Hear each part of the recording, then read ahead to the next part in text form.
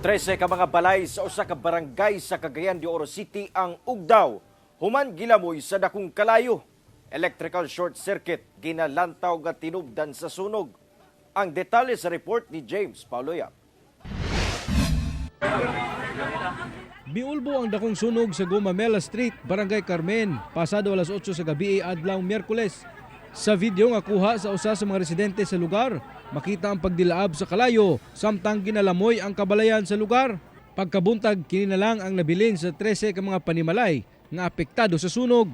Mga haligi og pipila ka mga atop na lang ang makita sa lugar.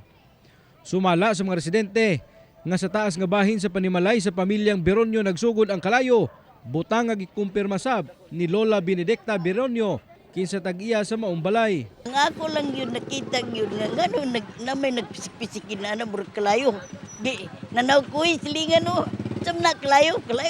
Sus, dala silang tubig, tag sa kapisin, giit sa, ay, sus, nibuhaw kayo, minun ang kalayo. O, namutong maingon sa sila.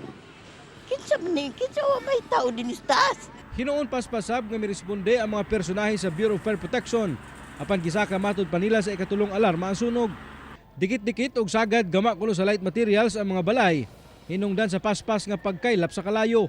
Sa karon padayon pa kuno ang investigasyon sa kabomberohan.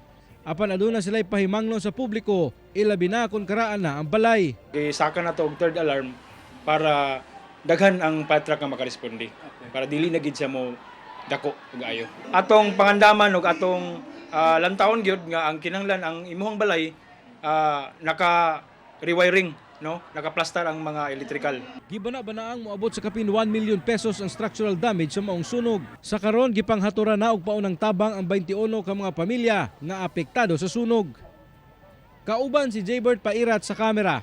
Ako si James Pauliap para sa One Mindanao.